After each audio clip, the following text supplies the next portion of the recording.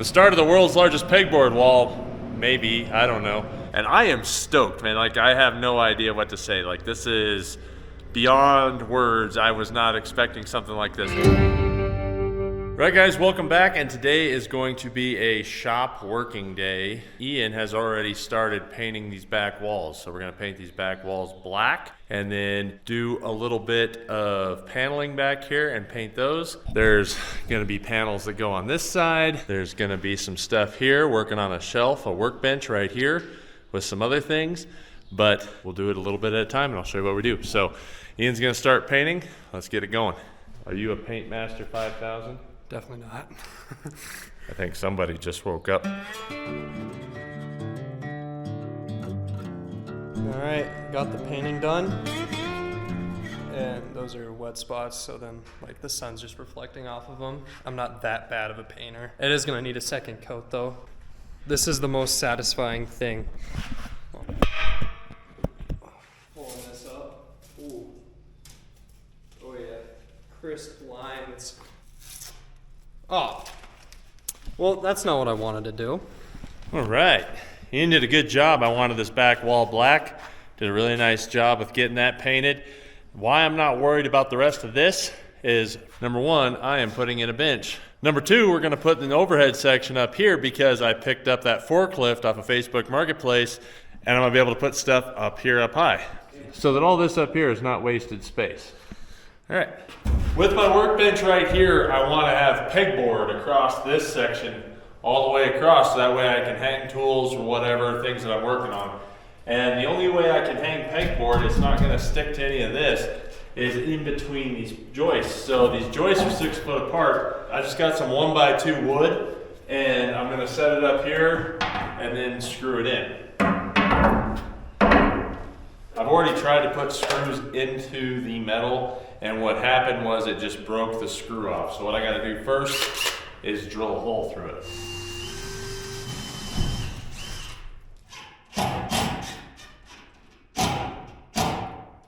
I did go ahead and measure 4 foot up from all of these so that when I put my sheets up, they're 4x8 sheets. I'll cut them down to 6 foot because they're 6 foot between the joists. I've already cut this piece and marked it, and then I haven't cut this piece yet. I have my bases in right here, you can see. I think what I'm gonna do here, because the gap is just so far between these sheets, that I'm gonna cut another one of these that goes down across here, 51 inches. So that goes to the bottom of here and the top of that, and then I can screw it to that, and that'll keep it tight against there. That'll leave me with 44 inches or so, 43 inches to put right here on this stud, and then that gives me that many more places to mount to. Hope that makes sense. I'll show you. It'll be done right now. Okay, so now I have support here, support here, support here, support in the middle, and so on, all the way down. So that should be more than enough for some pegboard. Put the round side out, just like that. There you go. Set it down. We have a working countertop. Look at that. We just got to screw it down. So.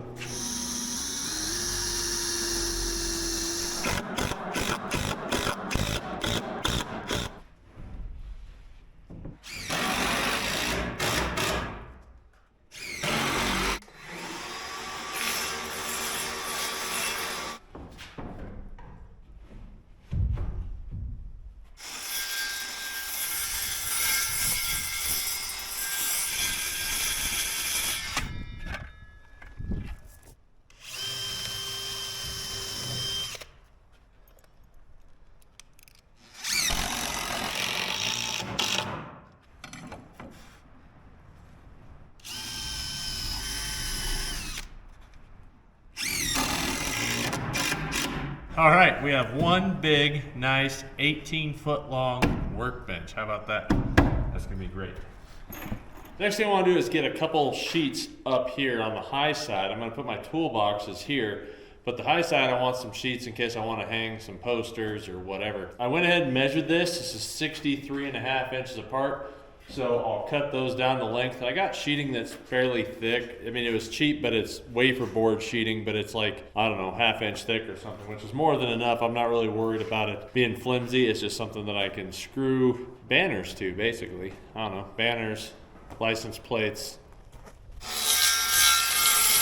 All right, because the back wall has a split of 63.5, I'm just cutting the first two at 63.5, and then I'm just gonna go full sheets out the end, because even if they hang past, I only wanted to go 3 sheets wide anyway. Now I'm gonna have Ian hold this side. You might not be able to see it here in the camera, but there's a seam right here where this leg and this leg came together. So I'm just gonna have him hold it at the base of this seam, and then I'll screw that side in.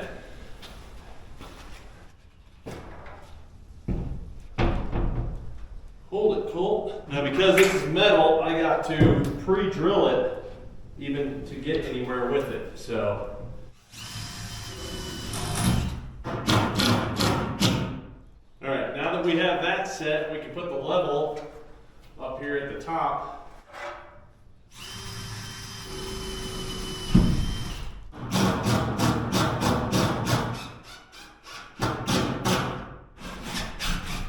Now I have my starting point, it's level, it's square. We can put the other one directly right on top of it and then put the other two just out the sides and butt them up against each end. All right, so one of the things I was thinking about when we come across with this sheet is that I want my upper peninsula here to go right across here. If I have this sheet here, it's gonna get in the way. So I wanna go ahead and get this 2x6 hung on this part so we know where it's supposed to be. So I wanna get this trimmed out because this is spray and insulation, so we gotta trim that out, which I'll probably have to add a little plate in back here because this is more inset than this stud.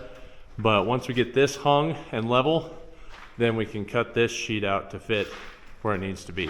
All right, so there's a bunch of different ways to get this. I've used a knife. The problem is with the knife, when you start trying to break it out, the knife breaks. So we're gonna use a flathead screwdriver and see if that does any better. This stuff is surprisingly hard. It's not soft, like I can't push it in like you can with regular foam.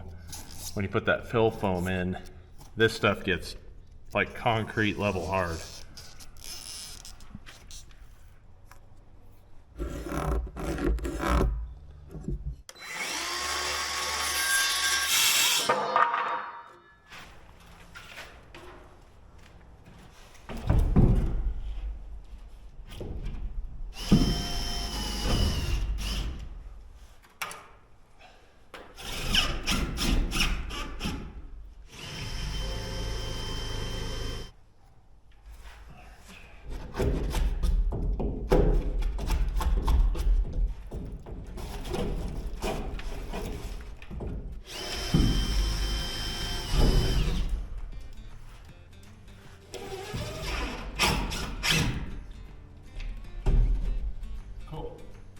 So I didn't see a clump that was sticking out right behind there, so I had to go ahead and break that out from behind there and then we could screw it in. But either way, we're getting there. All right, we got the 6 sheets up there. I did 4 screws to every board, so you got 1, 2, 3, 4 running up, 1, 2, 3, 4, and then 4. And I think that's code actually for sheeting. Now, normally with OSB, you want the rough side out, and they have it marked where you can see your studs. In this case, I wanted the laminated smooth side out because we're gonna paint it, and I think the rough side's actually gonna absorb the paint. We'd have to paint it 3 or 4 times to get that paint to hold. If any of you guys make rad signs and you have a Colt Builds It, like my logo, maybe put right here in the middle, that'd be pretty rad. Let me know down here or message me at coltbuildsit@gmail.com and maybe we can work something out. So Ian got a little hot. His jeans are now jorts. Extra jorty. Are those Air jorts? While Ian is gonna be painting all this black, I wanna go ahead and paint this countertop black as well. A couple reasons. Number one, when it's covered in oil, you won't see all the oil. It'll actually be treated a little bit, so it won't be all nasty. Secondly, if I drop a screw, a bolt, or anything that's basically any color but black, it should stand out, and I'll hopefully find it a lot easier. Don't breathe that stuff in, boy. Yep. The Jorts Painter.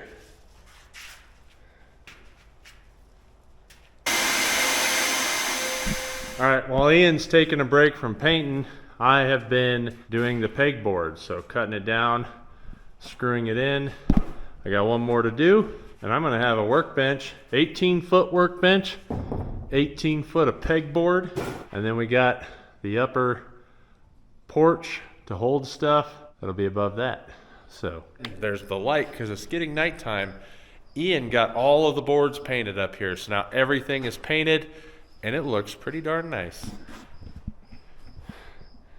So I want to put banners and stuff up there. I think it'll look really cool. And I want to put the lift right here. So that's ways down the road because I still haven't found a lift yet, but I'm looking. New day, it's a little dark in here. If you can hear, that's because I got the generator running outside for the house because they are actually putting in a 200 amp service to the house. So that hopefully I can feed some stuff back over this way. It does have power over here, but it's not wired correctly. So once they get a 200 amp service to the house, we can reroute the power back over here. The right power anyway. While that's going on, I'm going to put this together. This is a Harbor Freight rolling cart, and I want to compare it side by side with this. This is my old Snap-on rolling cart, and I want to see how this one compares to this one. Yeah. Yeah. Well, that didn't work. Hiya. Hiya. Kawasaki. Yeah. All right.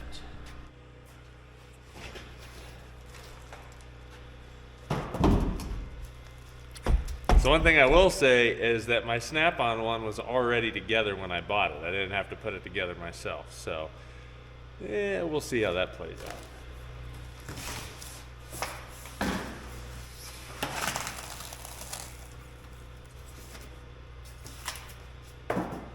There's the base.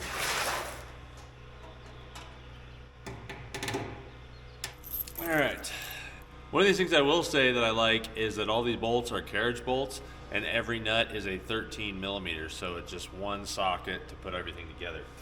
Now, the casters on my Snap-on, all the casters roll. On this one, only 2 of the casters roll and 2 of them are hard.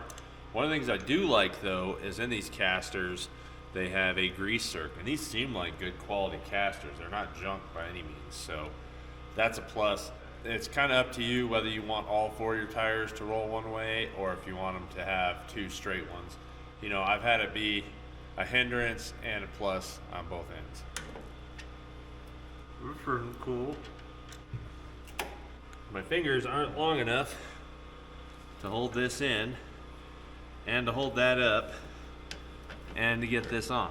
So this is kind of a pain in the butt. I got pretty long fingers, so trying to hold the carriage bolt in and do all this in one shot, you almost need another person. There we go. Well, if I can just use my face to hold the wheel up as I put them on, we'll be good. We have a rolling cart. Looks like next is putting the arms in. It does have a little up sticker, so at least I know what side's up. And pretty simple there, just put some bolts in.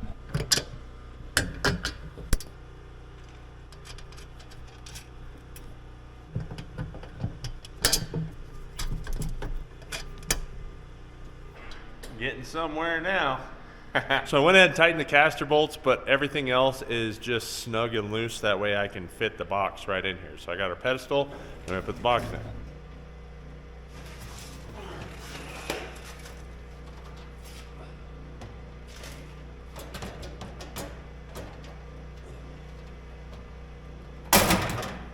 Ow.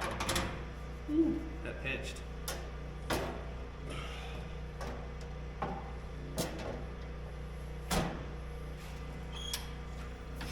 Coolio. Now, I can put these inner angle pieces in and put the bolts in. We'll see how it looks.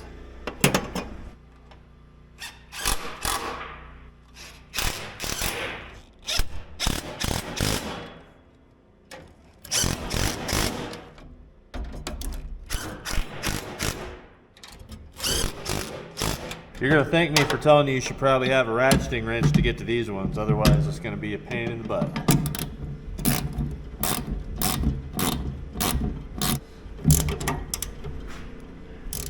Okay, so I rolled them both over here. Now one thing that I did notice is when I rolled this one over, because all the wheels rotate, every now and again I fight my drawers opening up. They don't stay shut unless the top's down and this is locked. Where this case, this one has these little keepers under here that keep your drawer from opening up. That'd be another pro of the US General, because the drawers don't open while you're trying to cart down the hallway. Now, these are both dimensionally the same, 19.5 by 30 inches, this way and this way. Where I think there's a difference though is in drawer space. This area right here is always kind of a dead space. You can only put so much stuff down here before it gets in the way. Where this is still almost exactly the same height. You may have a little less here. Let's check it out. 10.5 inches. 10 inches. So we lost a ½ inch of opening here, but you can see there's a lot more drawer here, including an extra drawer. So here we have 12 inches of drawer, 25.5 inches wide.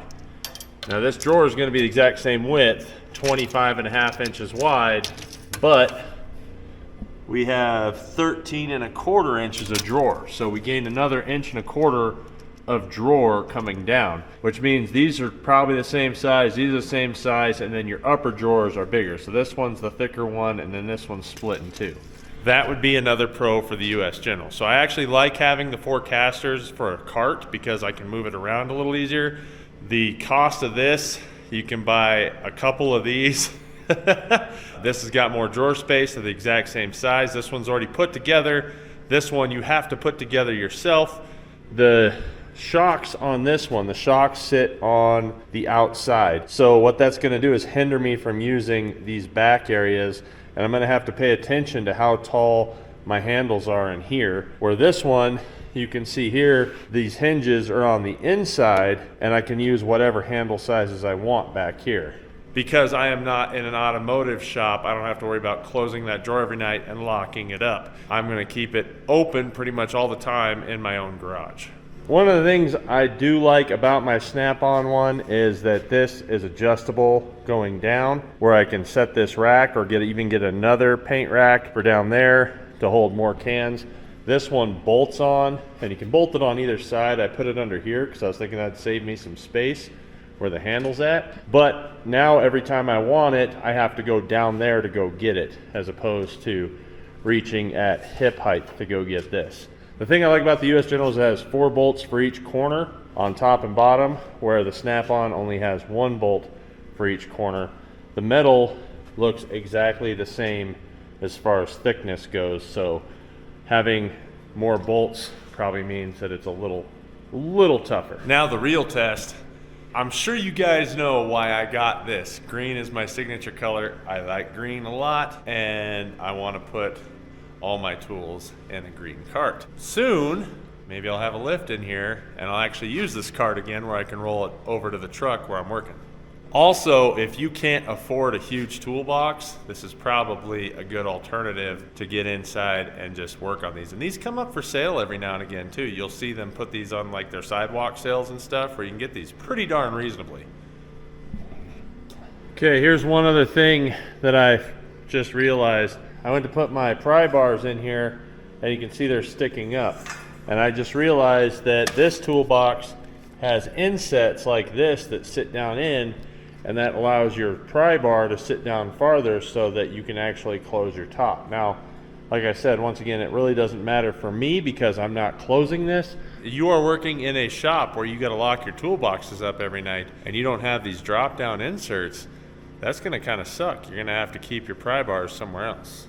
While I'm super stoked to swap everything over to this cart so that I have a new working cart that's the right color, here's something I'm really amped about.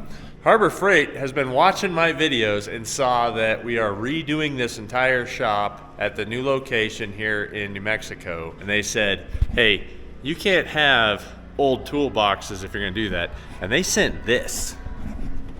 Those are the triple bank 72-inch US General upper and lower toolboxes in, yeah, you guessed it, my signature green.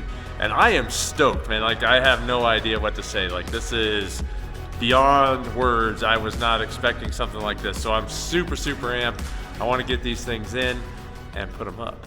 Here's a little trick that you might or might not know. If you ever have banding like this that isn't clamped, it's just got the heat shrink on it. If you pull from the bottom side, it'll usually pull right off, or at least get most of it. Can't ever pry this side, but if you get underneath it and pry this one, it pops free. This thing, man. Yes. This is amazing. So one of the cool things about the toolboxes is they come on pallets. They're packaged real well. And in the big one here, there's actually a little plastic ramp inside the drawer. All right.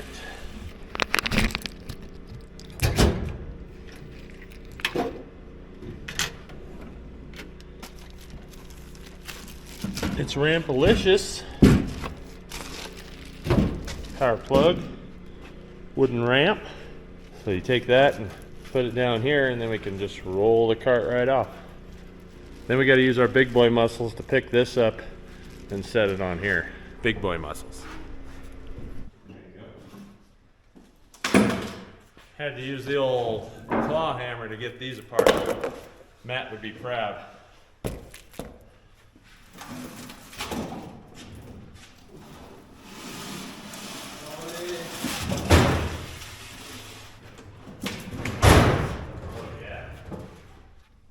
Use your legs. Oh yeah, that's heavy. I'll let you get your side. You got it? It keeps it blowing away from me. All right. There we go. Get your arm out.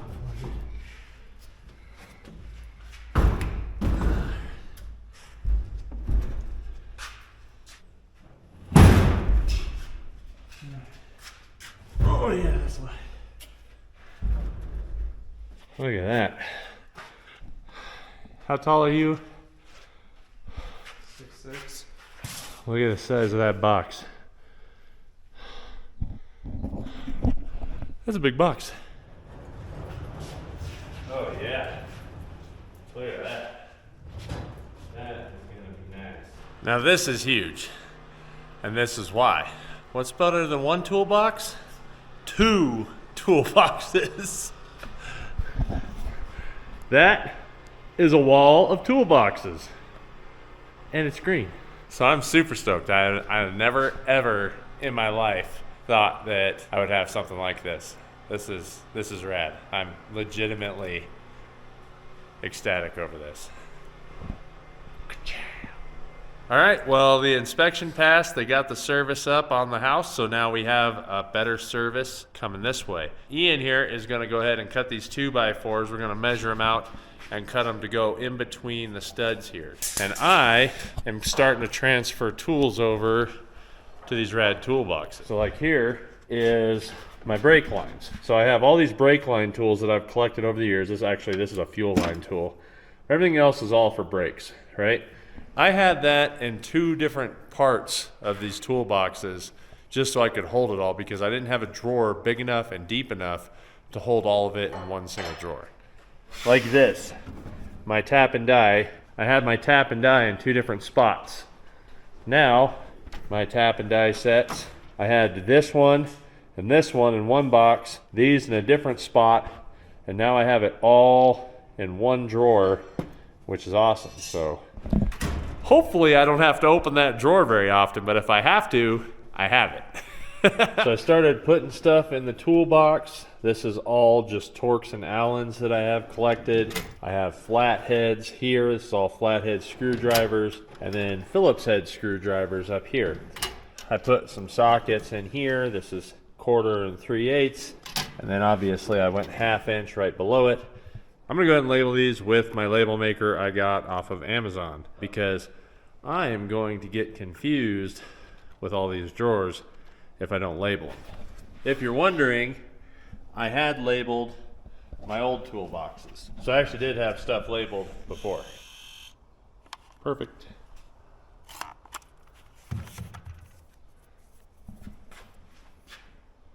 Torx and Allens.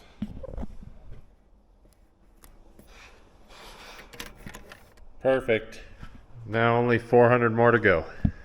Well, I ain't gonna lie, this is taking a while, but I am getting things labeled, so it's gonna be awesome. That way, if anybody's in here working on something, they should know where they're at, including myself. So I got some of these from Home Depot. They're about $1.20 a piece, and made little dividers here. So now I have channel locks, pliers, side cutters, files, everything just kind of organized, and then got all my labels on here. So now I have kind of a drawer separator that works out pretty good. I like that. I like it a lot. I might even make one for these because I have standard and metric of a separate set of wrenches. These are like my backup wrenches. You can see how I've cut them, heated them up, and bent them. These are what I have in case I need to modify something. I use these. Like obviously there was a 15 at some point that I had to shave down to fit. So that's what I call an affordable toolbox divider. Works for me. So one of the things that I'm doing with all these labels is I'm taking some clear tape and just putting it over them, and that way they don't wear out as my hands grab them and touch them to get to tools. You can see here I'm pretty much not tool biased at all with Milwaukee, DeWalt, Bauer, and Chicago Electric all in the same drawer. So I want to show you guys something. This was my very first toolbox. When I started wrenching, Shanna actually went in and helped me buy this toolbox because I had to get it at a pawn shop and they wouldn't give me a deal. I had Shanna go back in there and they knocked like $100 off because she wanted to buy it. Now, as you can see, these drawers are super flimsy, super old. There's no ball bearings or nothing like that. You can see how small it is too. That was my first toolbox. Then I acquired this one that I painted black. It was actually red, and worked up to this. This is one I actually got off of a Snap-on truck that's a Craftsman, but it was taken as a trade-in, and I made payments on this. I think I got it for like $500, and I had to make payments on that toolbox for a long time to be able to afford this toolbox right here. And it's still not very huge, but that was my first really nice toolbox that did have rollers. The hinges still aren't very strong. It's still a pretty cheap toolbox, but it has pretty decent caster wheels on it. Step up from there, because I bought that toolbox from the Snap-on guy. He sold me the rolling cart at a pretty good price, and at that time not many companies had rolling carts. I mean, like your big ones, your big name tool companies, Mac, Matco, things like that. If you're a mechanic, every one of us has a tool guy that shows up consistently. Where I was, it was the Snap-on and Mac guys were the ones that showed up consistently. So this was my first rolling cart. Once again, I made payments on that as well. I then stepped up to this Husky here, and this actually was a Facebook Marketplace find. So when Facebook Marketplace was kind of like first starting out, this was another tool guy. I think he might have been a Matco dealer. I can't remember now.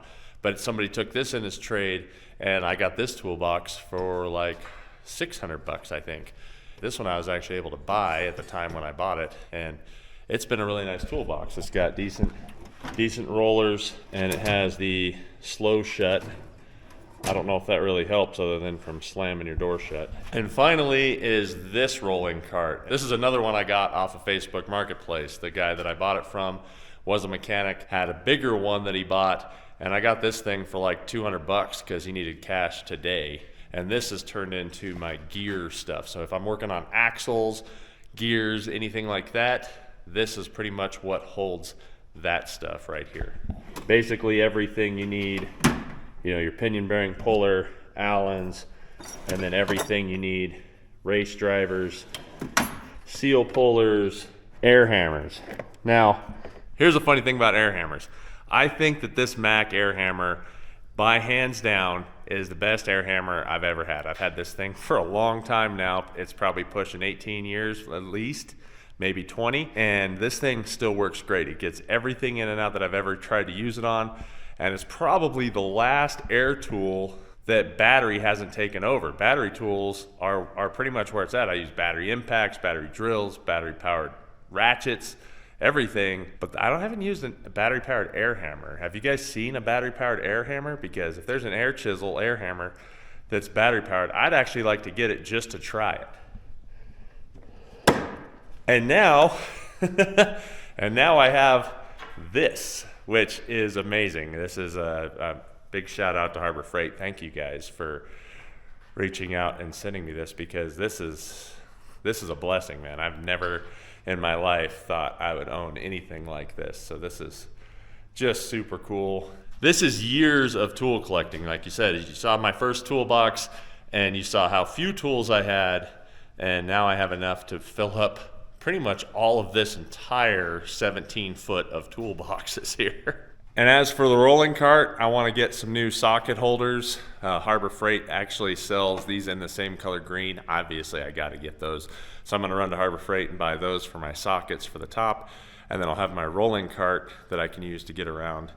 That's going to be like my main tools that I need for stuff. I think the only thing I really don't like about this cart versus my Snap-on one, which cost me a lot more, is that it doesn't have these little inset pieces that go in here so that my pry bars will sit down in the toolbox deeper. Now, like I said, that doesn't really affect me because I don't really need to close this at night. I will lock my shop up. But if I was a mechanic working in a mechanic shop, I probably would want something like that, because you're gonna lock your tools up every night.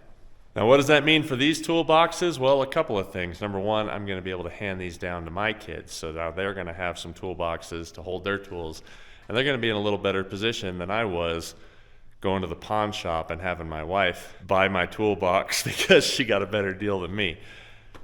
Hey everybody, it's me, the cooler Cluely. Today I'm going to be working on this wall. What we are going to be doing is I'm going to be putting pegboards up. So it's going to be covering up the entire wall of pegboards like this.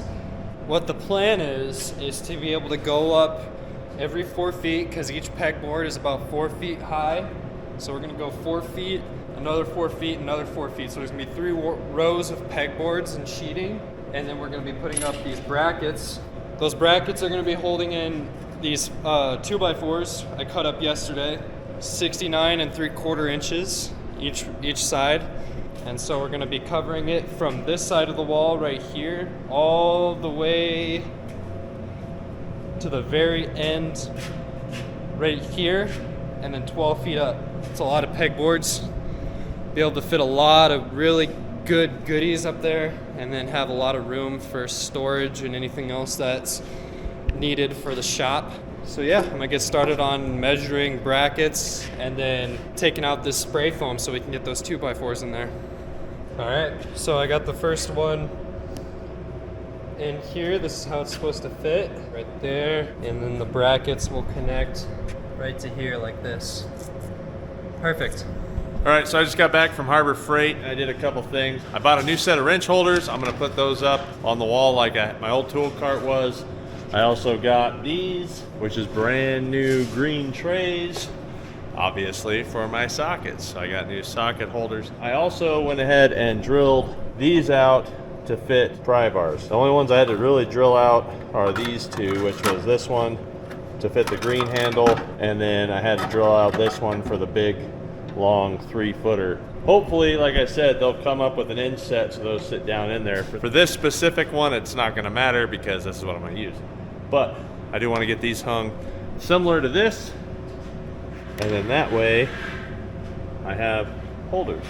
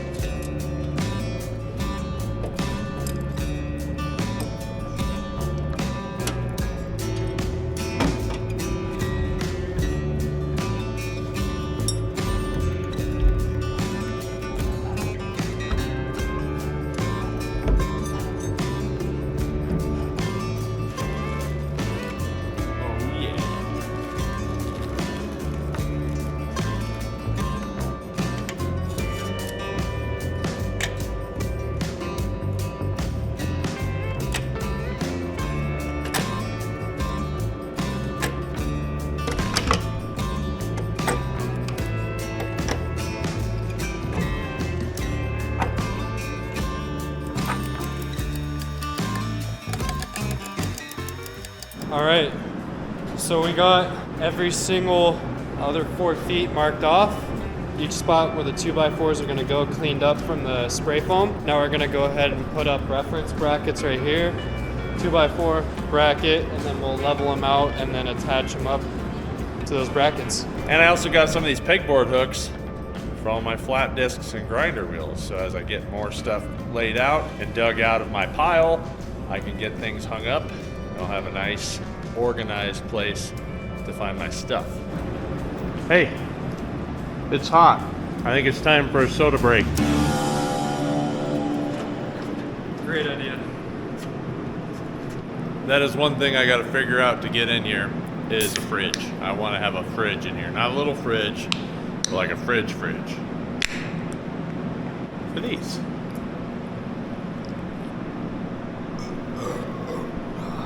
That's good stuff. That's the language of his people.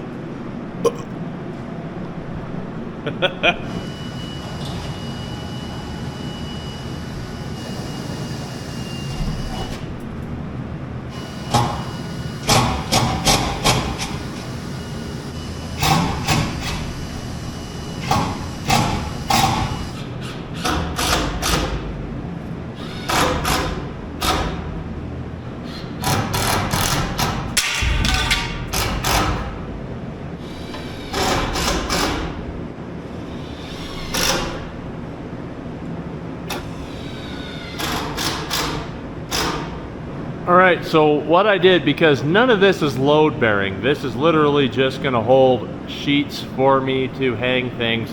So what I did is I just measured out 8 feet because there's 6 foot between these purlins. So I did 3 foot and then 8 foot. And that way there's 4 points to screw this sheet on when I lay the sheet sideways, 4 foot up, 4 foot up, 4 foot up. So I still gotta put the top ones in, but you're gonna have 8 foot sheets laid out this way going across, and then all we got to do is cut down the end at 6 foot. So that should save me on sheeting and leftover pieces, and then we can go ahead and do the top. Like I said, I'm gonna put 2x4s in between here and here and here and here and there and there, and this is where the end of that sheet will be, is that 8 foot. Also, knowing that there's 6 foot between these, I got 10 foot long 2x4s. So there's less than 6 foot between each one of these. And what's left over is over 4 foot in length. So we can cut those down to go up. So I only had to buy 15 2x4 10 footers that I can cut down to fit for everything I needed, instead of buying a bunch of 8 footers and like twice as many 8 footers, I guess, technically. That's my money saving tip of the day, is the extra maths. New day, and got to put the upper boards in and then all the vertical boards in. But Ian and Skylar are here today, so twice the help once you get it done.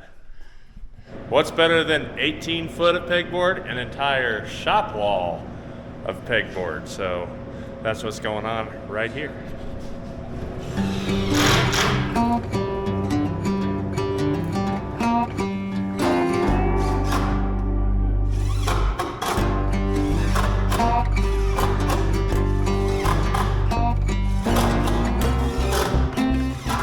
The start of the world's largest pegboard wall, maybe, I don't know.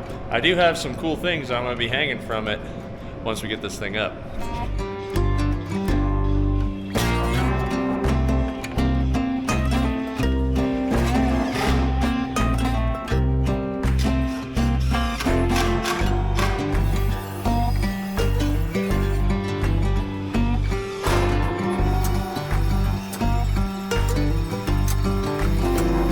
Alright, well, I was working on getting the pegboard up. I had the boys over here putting in this 2x6 and all the joist hangers. And this is going to be an upper floor, just 4 foot out. It's going to come out 4 feet, so it'll be easy to just sheet. But as you can see here, it's going to go this whole length. So, 6, 12, 18, 24 foot of upper floor that I can hang stuff from or put stuff up and gain a little space.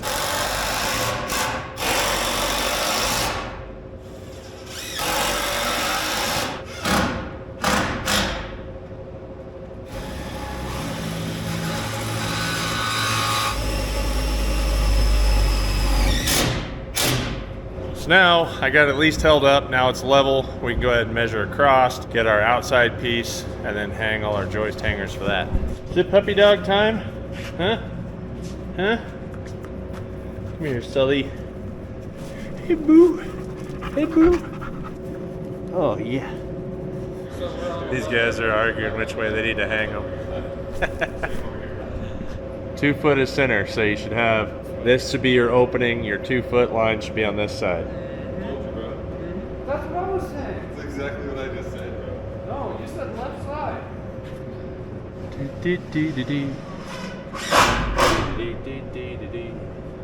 This is going to be nice storage. It's going to be nice. We'll have to bring this in a little bit when we suck them up, get that straight. But other than that, we're going to have a floor. And then every one of these that I'm putting in the metal stud, I'm having to pre-drill and then drill it in. So it's taking me a little longer for this part than it was just shooting it through the wood sections of the in-between spots. But let me show you what's going to go on here. In here is my Shadow grills. I got lots of different Jeeps in here, from JLs, JKs, Willis, like early Willis 9-slot, Ford style GPW grills, all the way up to YJs, Wagoneers, Samurais. If you guys remember Matt's Off-Road Recovery and the Golden Nugget, I helped out with that. Yeah, this is one of the Golden Nugget grills right here. CJs, CJ5, CJ7, and I have a few special ones that you might not recognize. One back here, way back in there, is a mutt. If you know what a mutt is, it's 5 slots horizontally instead of vertically. There's a Willys wagon. And right here, I'll give you one hint. It is not a Jeep, and it is not a Toyota. If you can find me one of those, I would love to build one of those. Let me know down below, because I've wanted one of those pretty much since I was in high school, and they're not easy to find that aren't totally roached. So if you know where one is that just is like empty, gutted, doesn't run, but the body's in decent shape, let me know. Now if you've guessed, that is a Nissan Patrol. I'd like to find a 2-door Nissan Patrol if you know where one is. That's something I'd like to build in the future once I get the shop done and we do the Pacer. The boys are just learning a lesson. This is 4 foot wide, outside to outside is what I want, so we can just lay 3/4 inch sheets right across the top. And they were measuring from the inside as this is going out. Now you can see this board is bowing out, which is just standard for wood to do, but you have to go off of the end and then suck the board in. So I was just like, give me 45-inch boards, 2x6s, and we'll just run them in and then set them down. That easy. All right, so just like this spot right here, I'm having a pre-drill and then run my cabinet screw in to actually hold it in. That's a lot of work for just a couple of screws, but I got to do that all the way up, especially in this next run when I get these up here as well.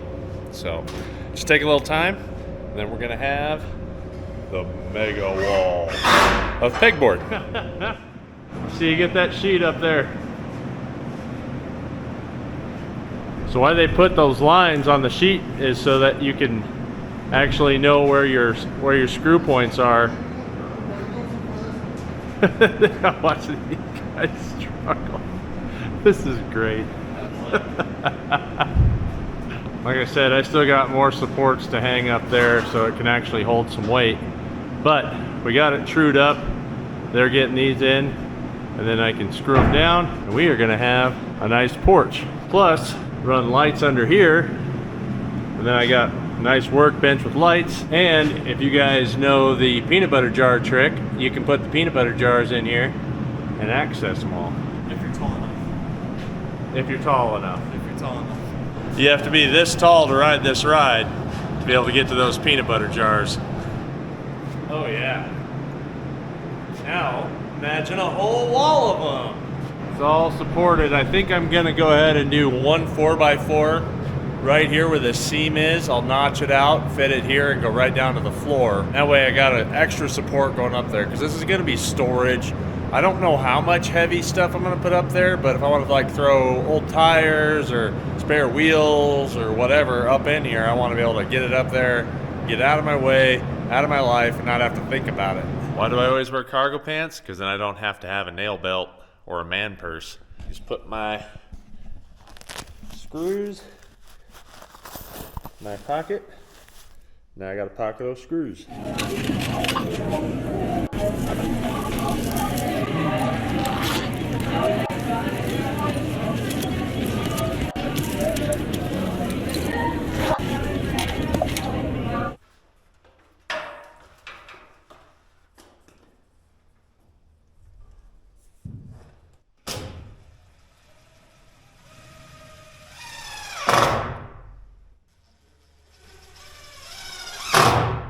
All right, when you're up here 12, 14 foot in the air, I've realized there's two kinds of people, ones that are afraid of heights and ones that are afraid of falling. So I'm really not afraid of heights. I don't want to fall, but one of the things I like to do is I don't like to get up and down the ladder, up and down the ladder, and so I'll just walk the ladder. I don't know if you guys ever do that or not, but with these A-frame aluminum ladders, and I'm not saying to do this because like I said, there's the right way to do things, there's the wrong way to do things, and there's the way I do things.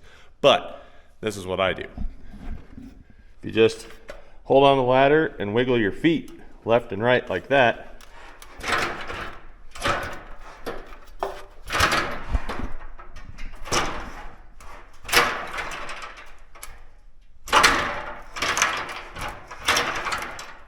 Then you can walk your ladder and you didn't have to get down. So I do this, I've been doing it for years. It's probably not good on the ladders, but you know what?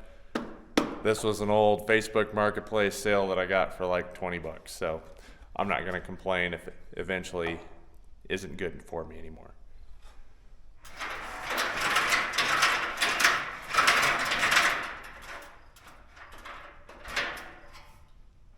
So here is the starting lineup of grills going down this wall, and that's why I did this pegboard wall, and I'm super stoked because I've been holding on to these things and just didn't have anywhere to hang them. So let me go through a little bit of a background of some of these grills. So up there, that's a CJ5 grill. Now I have a CJ7 grill. The only way I can tell the difference is the back side of it. The front side looks pretty similar, but look at the back side here, this one.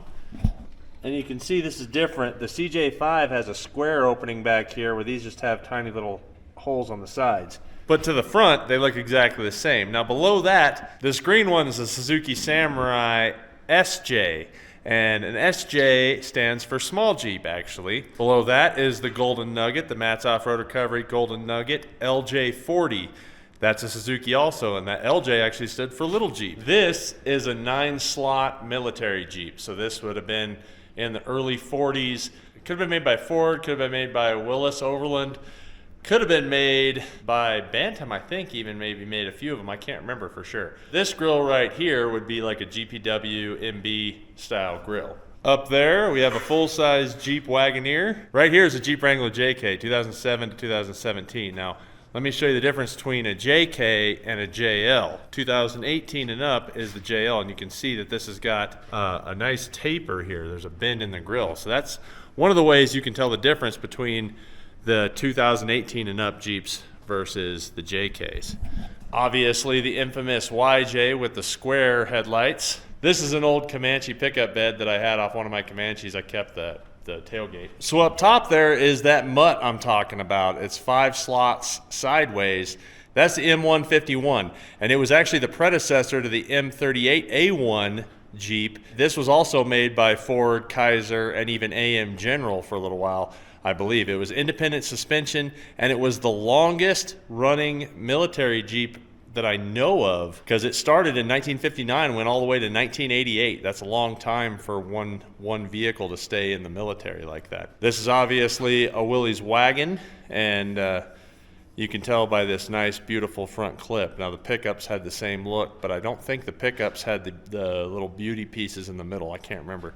This is a 1966 Nissan Patrol. This is what I'd like to find. If you guys know where a Nissan Patrol is, I would like to build one in 2025. It's a ways out there, but if you guys can find me one of these that's in good shape, please reach out. If you guys remember my junkyard score, that's a Jeep Patriot up there. So just like that mutt, this is a new old stock 9-slot military Jeep grills. I'm held on to that because, you know, some of those are kind of getting hard to find. Then we have the JL Jeep again. So I have a little bit of room left for some more grills. Obviously I can go lower, I can tighten them up. That's why I did pegboard, so I can adjust as I want to do it.